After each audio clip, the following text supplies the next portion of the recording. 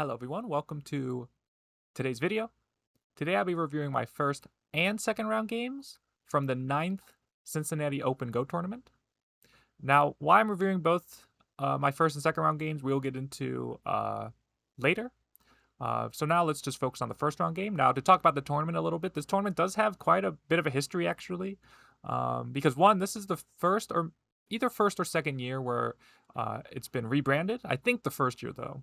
Before it used to be called the Cincy Tri-State Open Go Tournament, and that I actually have been to before. The first time I went was many years ago. I want to say 2018, something like that. So it's been many years. The last time I went though was in 2024. It must have been the 7th Cincy Tri-State Go Tournament. And I actually have my game reviews from that on this channel if you want to check those out. But I actually did end up winning that game. I ended up winning that tournament, I meant.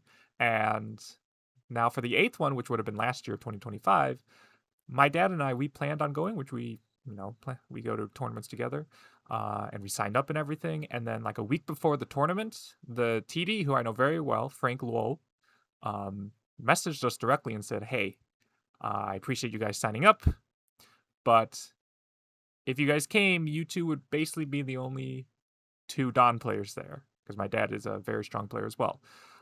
And so he basically told us, like, it's not worth your time to come to this tournament. So even though last year I wanted to go to this tournament, I ended up not going because I guess there would not have been very strong players there. But this year is completely different. There's a lot of strong players. And players I had not even played before, which is always exciting. So without further ado, let's jump into the game. The time settings, so the game reviews, I mean. The time settings were 25-minute main time with, I believe, 15 seconds added every move. So it was Fisher time. And yeah, let's jump into the game. My first round game is against Huachen Sun. He goes by Brian. He's 4-dan, and actually, I didn't talk to him, but I recognized him from earlier this year at the Columbus tournament, where we just ended up not crossing paths in the bracket. But ever since then, I was like, ooh, another strong player in Ohio. You know, I want to try playing them. And so I was very excited to get to play them in the first round. And yeah, without further ado, let's jump into the first round game. My opponent is black. I am white. This is out of order, but yeah, black ended up getting this formation. Black played the corner first, then f4. I approach, then black pincered.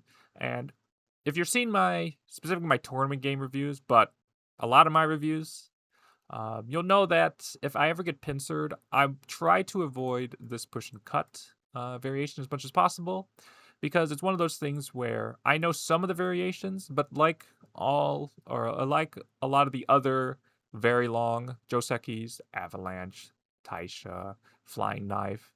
This is kind of in that category, although it doesn't have a cool sounding name. Where if you mess it up, it's almost game over, because when we're talking about Josekis that span dozens of moves, but also spans an entire quadrant, if you make one mistake, that could spell disaster. And so, in my free games, I might try this and just see what happens. But in tournament, I try to stick to what I know. And while I know some of the variations, I also know there are a lot of variations I don't know. And so for simplicity's sake, to avoid this complication, I try to find a way to avoid it. And this is not the only kind of Joseki that I do that with. And so if you've seen, I believe must have been my third round game from the last tournament I was at, the Cleveland Institute of Art Go Tournament, against Jeremiah. He played a little further away, and I believe he played low, but I ended up playing this kind of move. And the idea with any sort of Joseki I'm going to play here is I'm going to try to shoulder hit this stone. That is the idea. Because when black has the Shamari, this big Shamari specifically, and an extension, black's obviously trying to build the left side. And so if I can get this shoulder hit, I can reduce the left side while getting thickness. It helps my upper left group, and it'll generally be sente as well. So that's kind of what I'm looking for. And so in the game, when my opponent played here, I played this move, which is the same kind of move. So the first thing it's doing is it's obviously an elephant jump. So you might think, well, what happens if black takes the elephant eye? Well, this would actually be the trap, if you will, because if black takes the elephant eye, I will now do that shoulder hit. And now it is impossible for black to push and cut because now I capture. And even if black gets this extra forcing move here and my shape looks a little cramped, well, black now owes a move somewhere up top and owes a move somewhere on the left side. So yeah, black does not want to go here.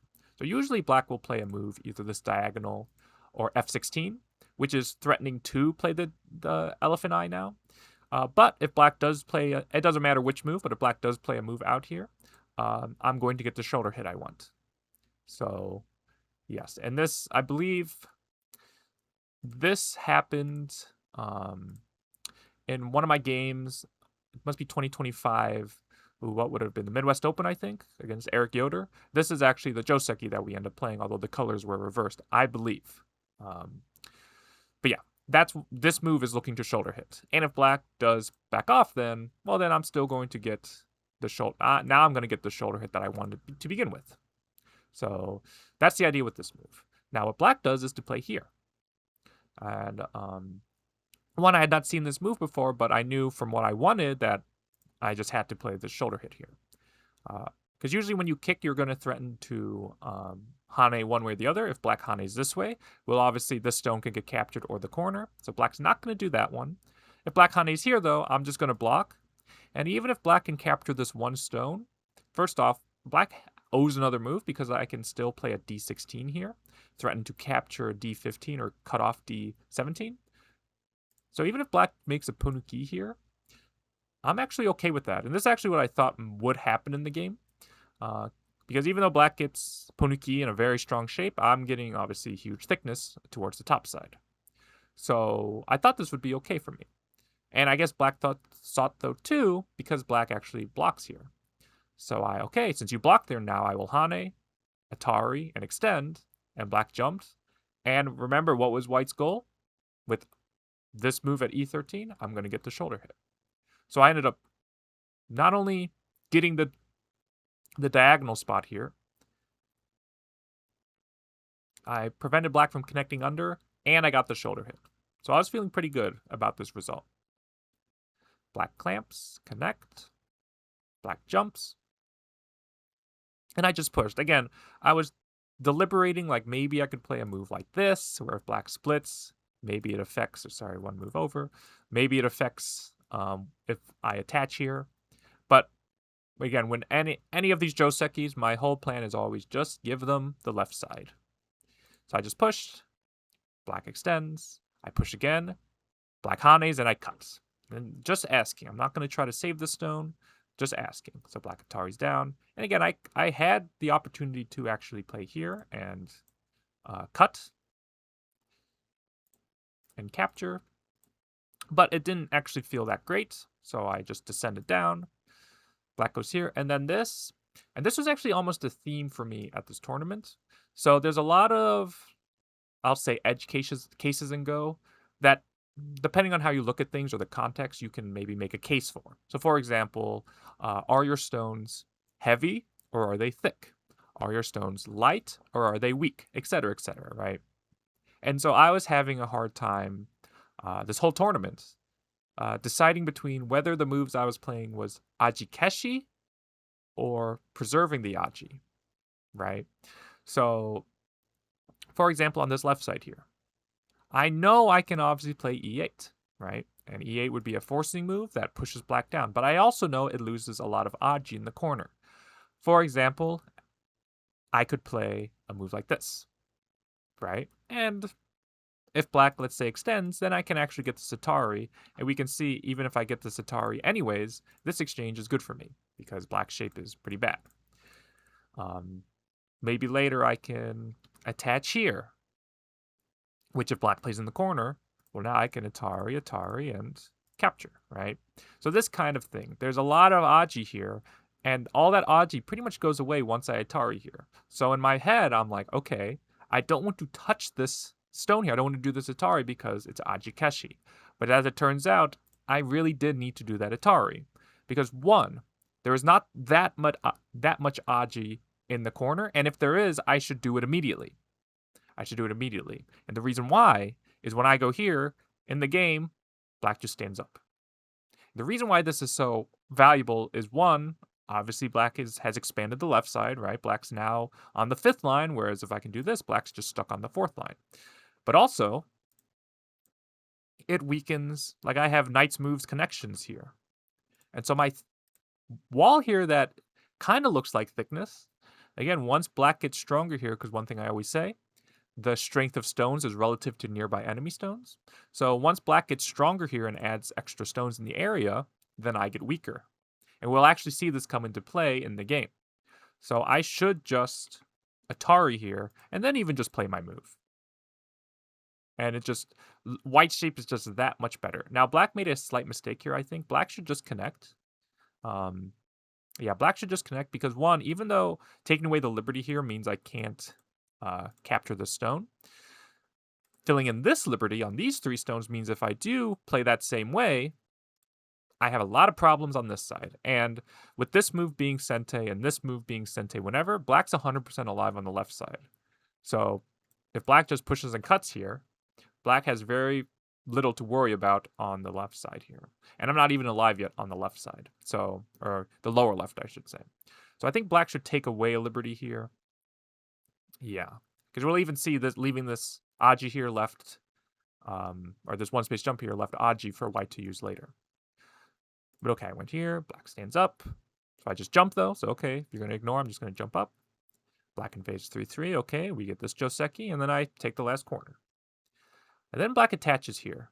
And again, I know that like the 2, well, I know pretty much this is the most common move, and then after this you have options between either cut or Atari. And I looked at the cut here, and I just looked at this and I said, well, if this sort of Joseki happens, like this, this is the end of the Joseki, I did not like the placement of this stone. Because it is very much encroaching on my right side there. And so I was like, well, is this really worth that much if I played this way? And so I just looked at this, I was like, probably not. So in the game, I was like, okay, I just want to be able to attack potentially the stone here. So I'm just going to pull back again, not give black any forcing moves, and play here. I poke the 1 space jump. So again, not that black could connect, but if black does something like this, I don't know, I can pincer. And this was my idea. I wanted to attack the stones in the upper right, not just let them kind of build some thickness and then try to take the right side, which could be reduced because of this S6 stone. So that was my thinking. But in the game, when I poked here, black played this move. And again, yes, I did want to get this move. And this is where if I had played E8, this would change a lot. So for example, if I were to follow through with my plan and attack the upper right, I figured my left side would get under severe attack, whether black plays here, whether black just jumps up, and there's lots of shape problems for white all of a sudden. My upper left is so weak. But if we just compare me just getting this Atari, and let's just say we do the same kind of moves, if I ignore now, my shape is just so much better. Just having this extra stone at E8 and not having a black stone there strengthens my stones just by so much. So yeah, I paid for not getting this move here, which was a free move. So again, I was struggling.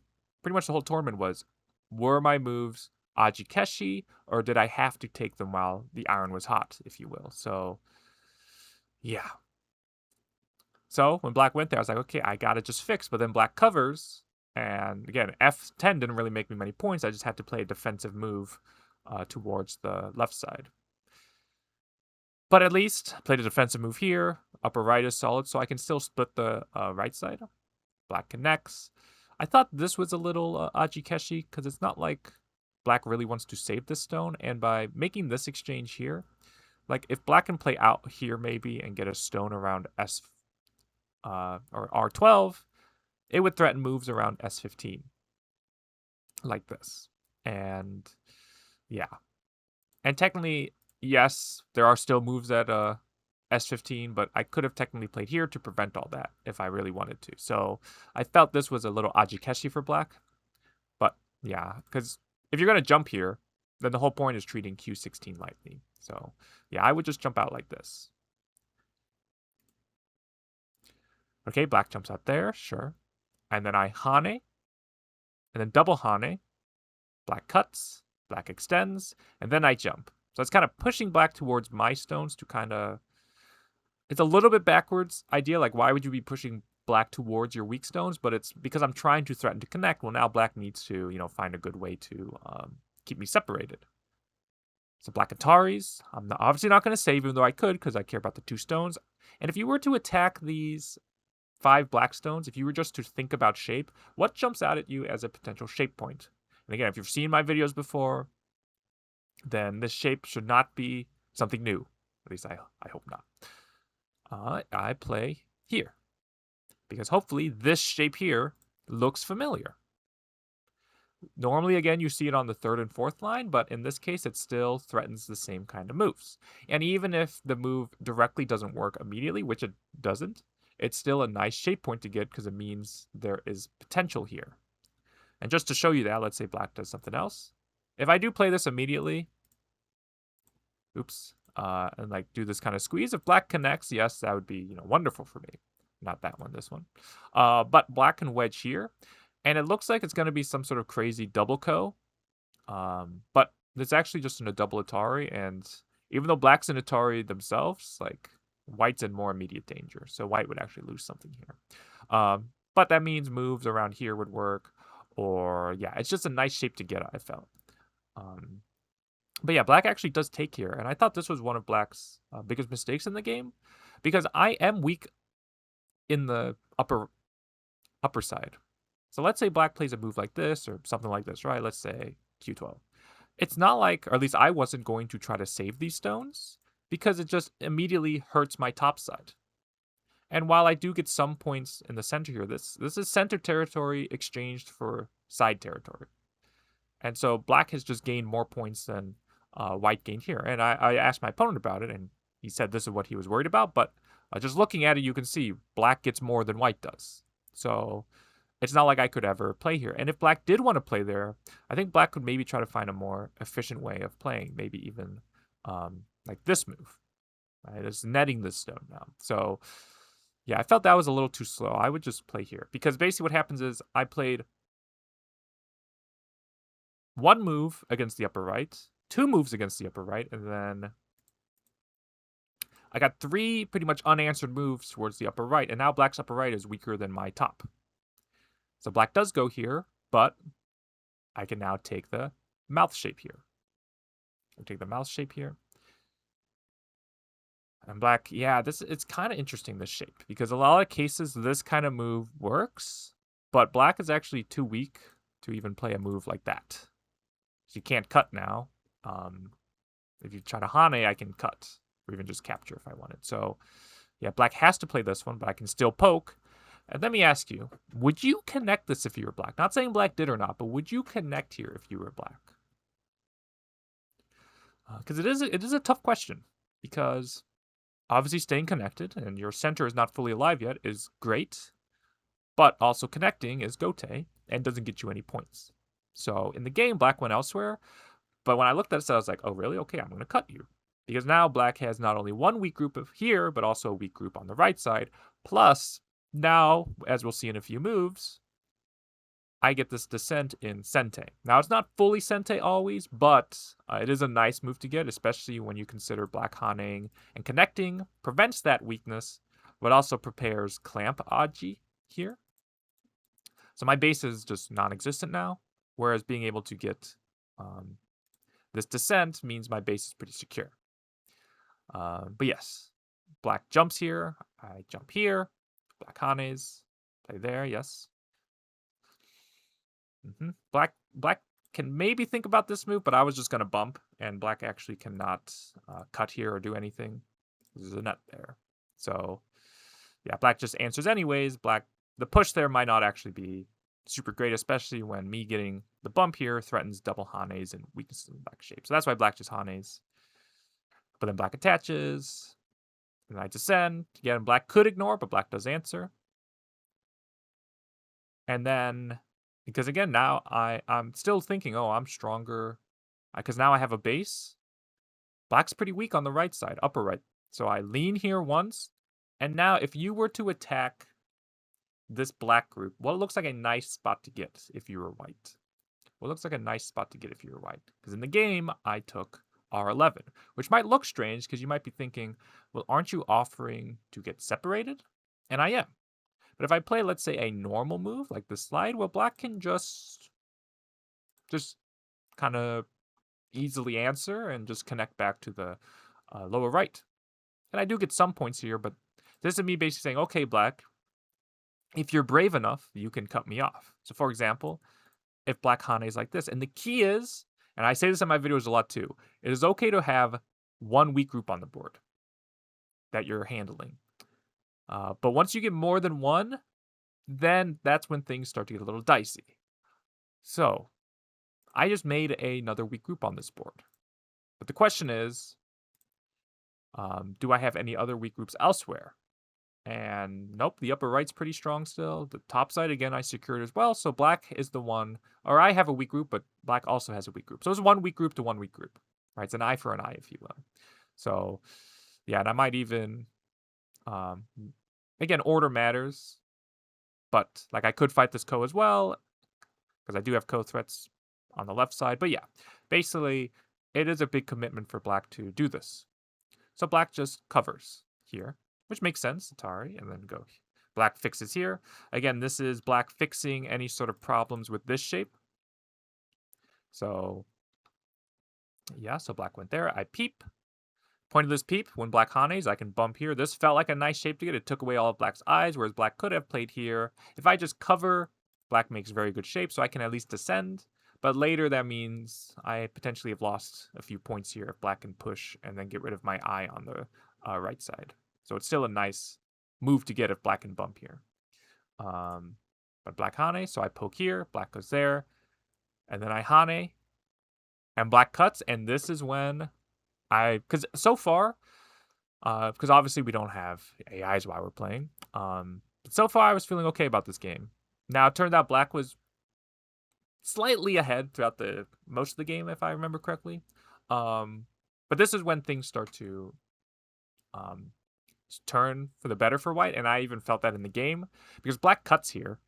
And it is also important to note as well that I have more time than my opponent. So yeah, my opponent's in time pressure, and to be fair, I've used more time than I usually do, which is another theme from this tournament. But regardless, yes, my opponent has to make moves quicker than I have to.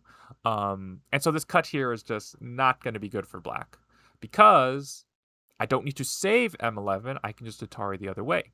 And when black takes, I can play this move in Sente, and then Atari here. So I am still separating black. Because the idea is black cannot wedge in here because it's still a Ko. And black does have to be careful about the center a little bit, but like connecting here doesn't actually help black connect, as we'll see in the game. So it's a very heavy Ko for black to play, but when black connects here, I can poke in here, play this pinch in the diagonal. Black has to connect, and then I can fix. So I'm fully connected out. There's no way to split me, and black is fully surrounded. So black Hane's here, and here, and it turns out I made the wrong decision, spoiler alert, but white has two options here. Do I double Hane, or do I just extend? Because both ways I'm going to cut.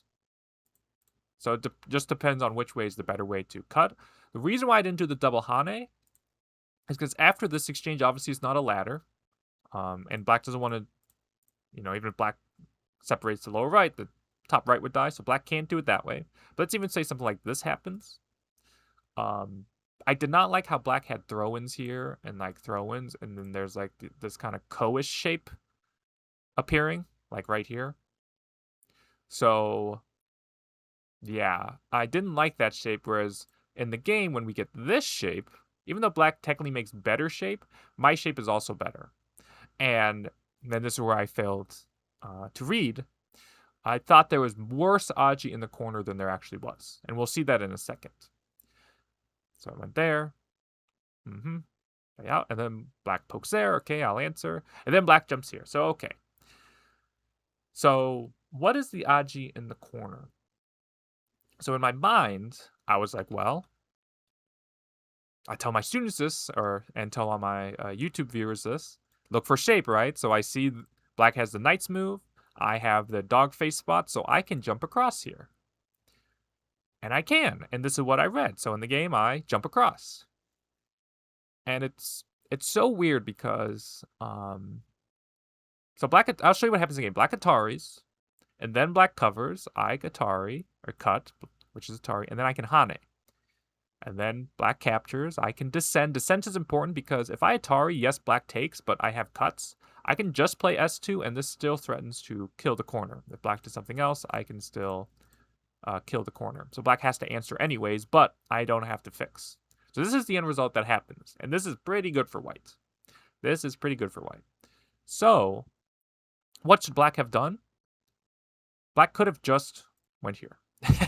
As it turns out, black could have just blocked.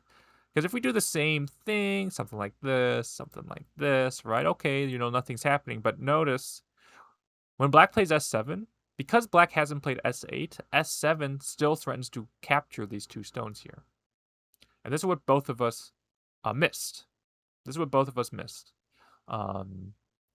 So if black had just not made any exchanges there, this sort of move would just not work. And so if black, again, it's hard to say. Is it better for black to make this and then try to save the corner? Or is it better to just play here, allow white to capture? There's still aji in the corner, but once black captures these two stones, black's pretty much alive. Yeah, basically black could have played this move. So I know some people like to call it the power triangle, but yes, the power triangle could have been the game. Could have been the game, honestly. Because I can't just save the two stones now, because now I don't get that squeeze. But black went here, and then we do get this way. So I extend, and again, I don't know why I'm not just poking at black shape. It is a free move that hurts black shape. And black does not have time to counterattack, because I can still threaten to attack the corner. So I can play here. Even if black pokes here, I can connect. Black has to connect. I can poke through. If black peeps here, I'll just take the upper side. That's much bigger. If black blocks, though, I will have time to fix here. So, yeah, and again, the entire upper side's cut off. So if black has to fix, though, somehow, again, I don't know the best way, but I will still get my move anyways. As we'll see in the game, black bumps, plays there, I turn, black makes the eye there, and then black added here. So you can see black just kind of lives, which again isn't the worst result, and white is slightly leading now, but I could have, pressured black a lot more here. But I got into the lower right, I've attacked black, I got into the right side, so white is definitely leading here. And surely, because of that, I will calm down and not do anything too crazy, right? Well, let's see. So I Atari, I play here. I figured this was good order of moves because I play here and then resolve the issue here. My thought process was if I did this first, well, I'll show you what I did, and then I'll explain my reasoning. So I played here first. Then I peeped, pushed up, black pushed. I can't cut, but I can still Atari, and then connect. And notice now black has to add a stone. Because if black does something else, turning, well, probably Atari first and turn. Black only has 3 liberties. Black can't get rid of my liberties. So black has to end up answering. But let's say I did all this first. Because the end result of this is black ends up taking away this liberty. Well, now black is ever so slightly stronger here. Black could maybe even think about counterattacking. Because now these two stones have a little bit less aji. So this aji keshi, I think I did well here. Or not aji keshi, I mean. I used the aji here. Because I did all this in sente. And then I push. I even get this now, which was my whole plan for this, as I was trying to fix this cut at b16. And then I can use it anyways. And I am curious, because black could have Atari'd here instead, and even if I capture here, black captures here. It's probably not worth it, but I did think to avoid that endgame for white, it might be worth it, but okay. So I can attach, and then black cuts. And again, if I'm looking at this position here, after I take some points in the lower left, some points in the lower right, I should definitely feel confident here. But I always tell my students, trust your reading. And I looked at this and I was like, well, do I have to give up those stones? Do I have to give up, or that stone, I mean. So I Atari and then try to save. and I have to Hane because I only have 3 liberties, so anytime I back off, black would win the semi. Atari. I can extend, and once again, if I just bump here, no problems. No problems, and again, it's probably going to be an okay game for white here. I just capture here next or something. But again, I'm like, well, I think it works, so let me do it. As it turns out, it could work, but again, the complications are just not worth it. Because I can push, play here, black pushes, and then peeps here. I can Atari, and yeah, this is actually just white losing the game now. Or at least throwing the game into unnecessary chaos. So I could connect here. Black would just capture these 3 stones, though, and I haven't really gained much. Right, I've lost, actually. So, lost points, that is.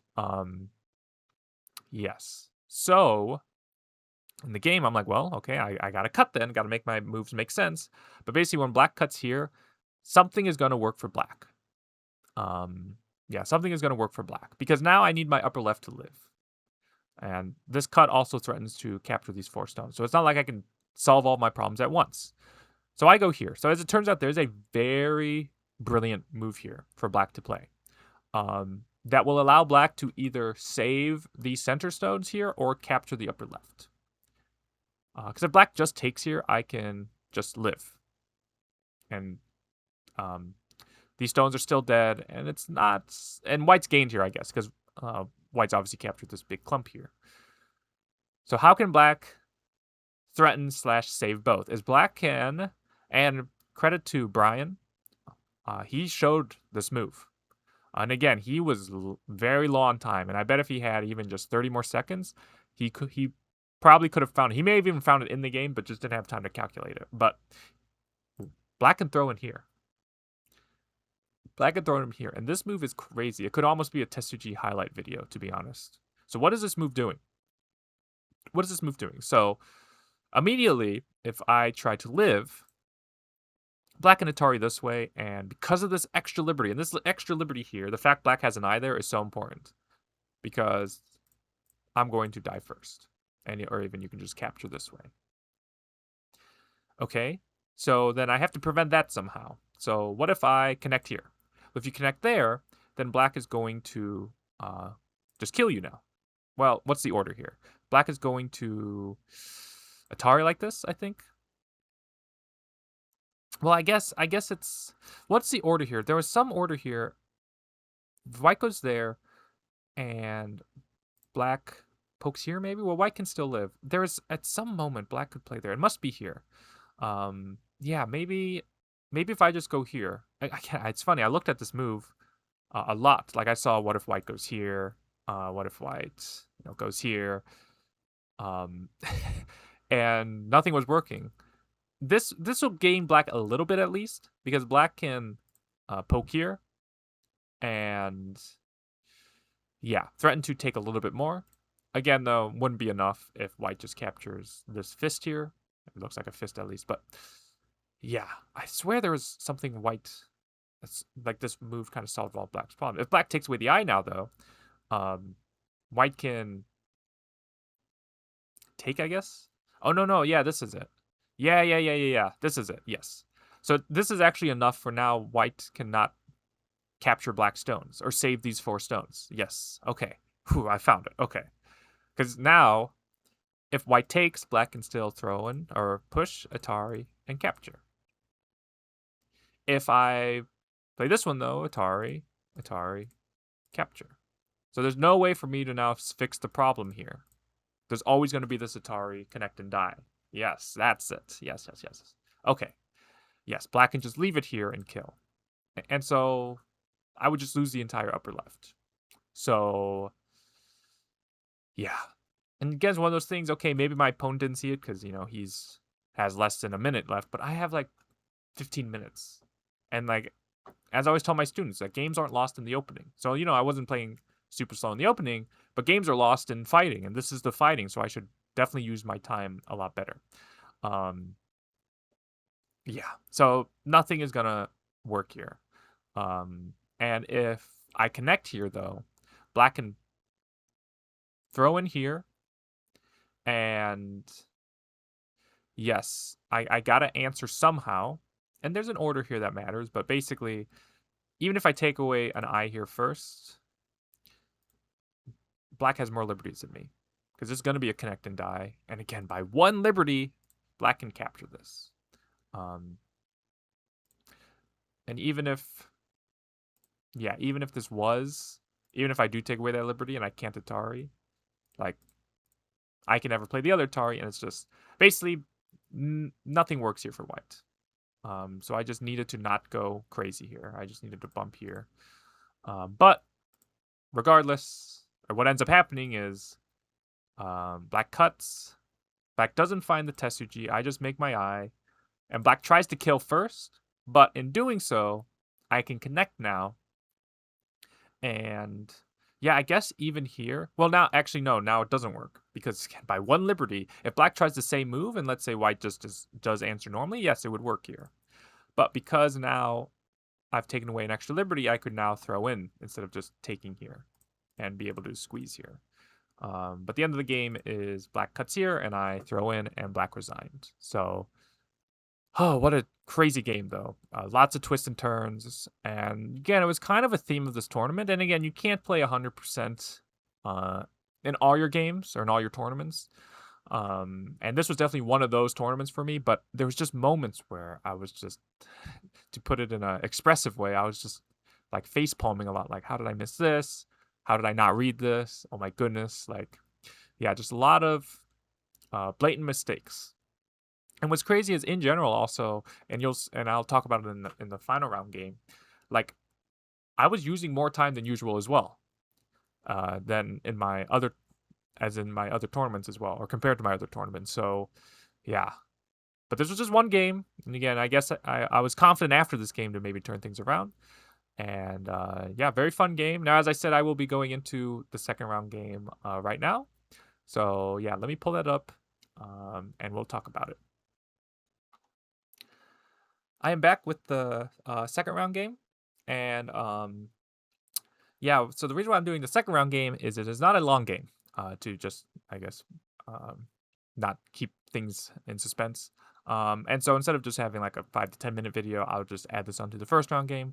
My second round opponent is Paige LeMaster, which is a very strong player. And actually, the last time I played her, she beat me. And so I was excited to have the chance to, let's say, get my revenge. So let's get into the game, though. I'm white. My opponent is black. And if you've seen, speaking of my habits in Go games, if you've seen my recent tournament game, I believe I played this in my 4th round game from the Cleveland Institute of Art Go Tournament that just happened against Michael Stevenson. I played this exact Joseki.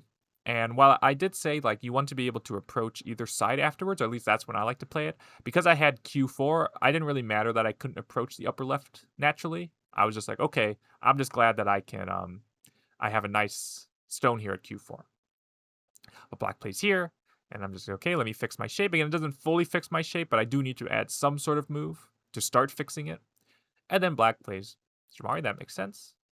White plays there, black backs off. And my next move might look a little strange, but this is the kind of, and this, again, there's a lot of themes for this tournament. And I'll probably get into more detail after the final round game happens. But one thing I've noticed, because it's good to identify your strengths and weaknesses. One of my weaknesses, I think, and it was very much highlighted in this tournament, is I don't want to say very bad, but I oftentimes am not good at playing games I'm comfortable with. I'm not good at playing in a way that forces my opponents to play the sort of game I like to play, as opposed to, let's say, playing my opponent's games. So, for example, I know Paige is a very strong fighter. In fact, the last game we played where Paige did beat me, was one of those games that was pretty even, or it was like leaning, it was even throughout the opening. But once the fighting started, I just got outfought, and by the end of the game, it was like, oh, this game was like even. It was just it was a wash, if you will. So going into this game, okay, I know Paige is a great fighter, definitely outfight me. So let me play a little calm. And I like to play loose stones, light stones. That's the kind of style I like to play.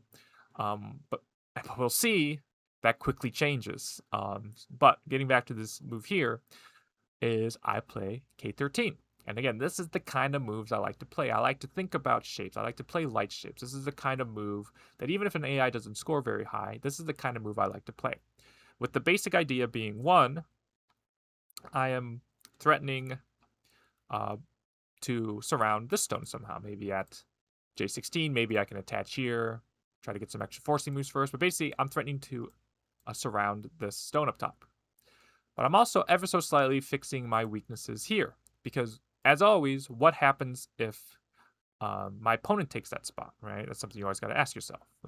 So another move I was considering was O3, obviously take an open corner. If black gets this move or a one-space jump, but let's just say black plays their own large knights, well, obviously this starts to build a huge upper side, but also it ever so slightly, again, if let's say I do something else, it ever so slightly helps when this fight happens, having a stone here, right? If Atari push and then push here, again, it's very direct and very vulgar right now, but you could see maybe a stone here is going to be helpful.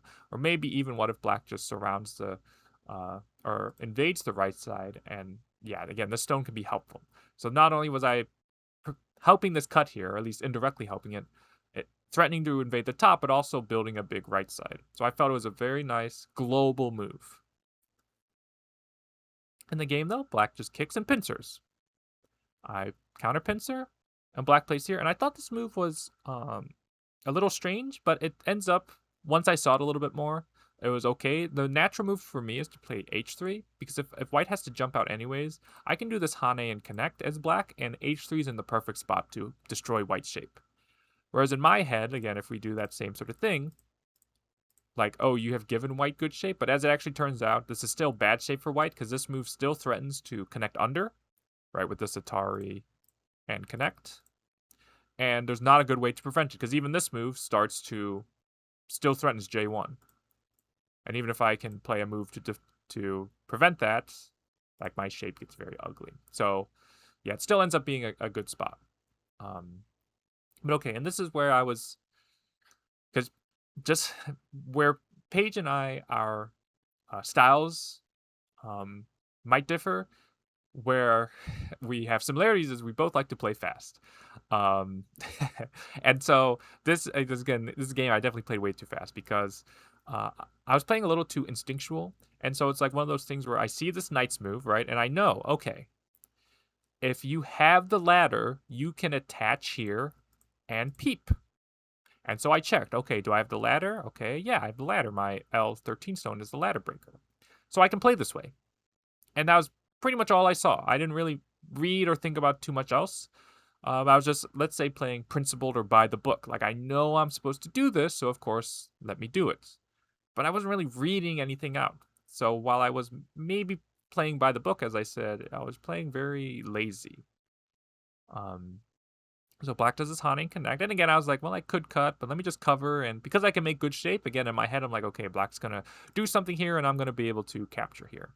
But when black did this, which again, it's slightly better for black to go here because of what I was just showing, but black goes here. I'm like, oh man, well now these stones are weak. Again, I just have to cut now, right? I'm in too deep. And remember what I was saying in the first round game review, where like you should avoid Josekis that, are cataclysmic, or at least have cataclysmic results potentially. We're getting to that in this game, unfortunately. Because after black connects here, now white's pretty much giving up the bottom side, and white needs to make something work here. Otherwise, it's just a disaster. And again, this is not the kind of game I wanted to play. I did not want to play these kind of all-out fights. One, because I don't like them necessarily, but two, because I'm also not as strong as, let's say, players of equal strength. So, like, for example, I know Paige is a better local fighter than I am. And so, like, oh, God, I couldn't even tell you what I was kind of thinking about. Like, I know obviously connect would be good shape, but black would just come out. And so I was trying to get this move, so if black answered, I could double Hane. And again, I have the ladder here. So that was my thinking. But when black just Atari'd here, I'm like, well, I can't even really connect because this cut is immediately threatening. I can't play this way. Atari, throw in. This threatens nets, and so it's just as soon as a Paige Atari here, I was like, I just want to resign. I can't believe I'm throwing this game already. Like I was pretty much tilted or tilting at this stage. I was just like, oh my god, I have to connect here. Black Hane's here, and yeah, it's just like I can't even cut here now because I can't ladder this stone anymore. And I can't just extend because I get netted myself. So it's just like, my shape's horrible. I have 3 dead groups. There's nothing to do here. So Black Hanade, I covered, Black plays here, and then I'm like, I just have to cut. I didn't even read anything. I was just like, there's nothing else I need to do. I just have to cut. If something doesn't work here, then it's just game over anyways. I can't just Hane, do something, and let Black connect. I was just like, something has to work here or it's game over. And again, nothing works here. If Black had thrown in, take away a liberty, it would be 4 liberties to 3 liberties. Somehow Black's going to win the semi, or it's going to be some sort of unwinnable ko for White, I would imagine. Yeah. And there might be even better moves than just connecting for Black. But basically, Black needs to throw in. In the game, though, Black goes here, which at the time, I thought made sense. I was like, okay, well, if you throw in, you'll have to connect, right? But if we just do this, then you don't need to connect. You could do a different move.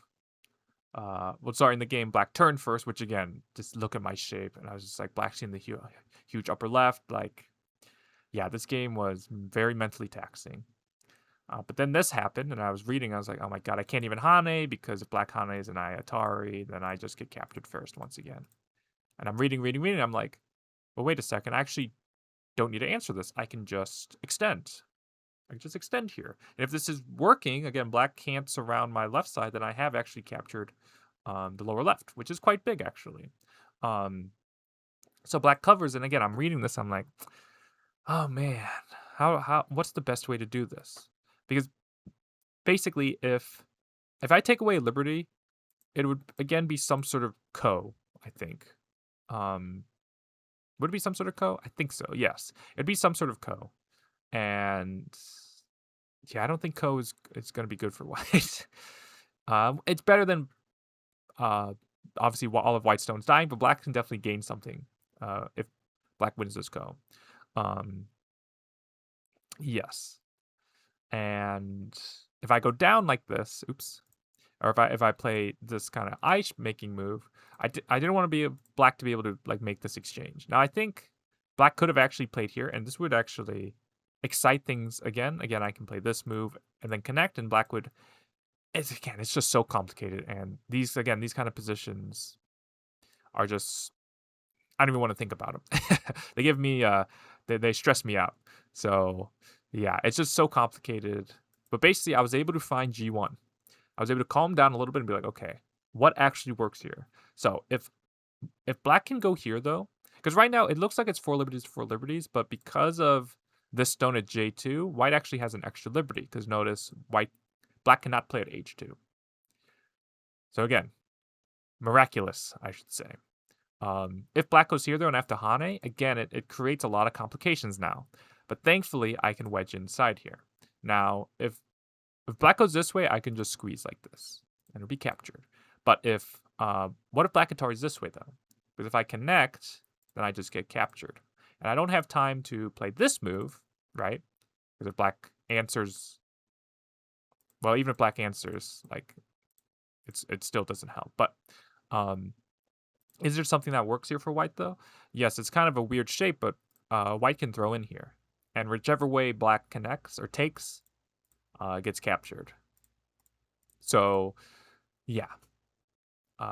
By the luck of fools, I will not, even after the game, I think Paige asked me, like, or was telling me, like, oh, I was thinking, like, oh, what were you doing? Like, nothing works here. Is he going to resign soon? And then it was like, oh, wait, something works here. And I was being very honest, like saying, oh, no, I was having, I was having internal battles with myself about, like, oh my God, nothing works here. And it's all disastrous. But when White's able to capture this, clean, no ko, it is somehow a pretty good game for White all of a sudden. So, yeah. Black continues. Black approaches here. And I look at this right side again. I'm like, well, I have this weakness here. So, like, and black is strong here. So I don't really want to make points in the corner. So I'm just going to pincer and then stand up. Right now I'm fixing my cuts here. So now there's really no weaknesses here. And since black had to jump out, black is now heavy on these 2 stones. Black plays here, plays the 3-3. And so black doesn't destroy my shape. I just Hane. I want to get there, Hane at the head of 2 stones, as opposed to the other way around. If I had like played a move like this, black could do it to me instead. And yeah, I just give up the 2 stones, take their 2 stones, and black resigned here, which was shocking because I knew it was still playable. Now it was, I believe, according to AI, like 12 points, because it's not like black gained nothing on the left side.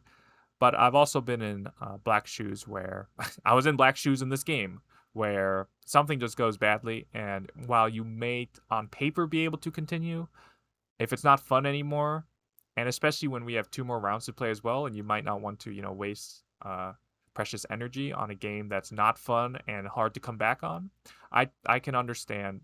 Like in the moment, I was like, oh, really resign? But after thinking about it, I'm like, okay, yeah, it makes sense. Especially when all of white's groups are safe. So it's not like you can attack anything. And again, white's going to have to jump in, or may have to jump in, but it's just going to be a long slog of a game. So I understand where black Paige is coming from. But yeah, that's why I combined my first round game with my second round game, because the second round game only lasted, I believe, 70 moves. So yeah, but that meant after 2 rounds, I was 2-0. Surprisingly, I would say, because again, a lot of my tournaments, especially recently, even if I lose games, I'm like, you know what, I was overall happy with my game. Maybe I missed 1 or 2 moves, but overall I was happy. But this tournament so far, it was struggling. I was struggling. And I knew it too. And so, next round I was like, okay, let's see if I can break the curse, if you will. But I knew I wasn't playing well. And so even though I was 2-0, it didn't really reflect how the games were going itself. But we're halfway through the tournament, and yeah, so look forward to the 3rd and 4th round reviews. If you have any questions about either of these games, please let me know in the comment section below. And I'll see you all in the next video.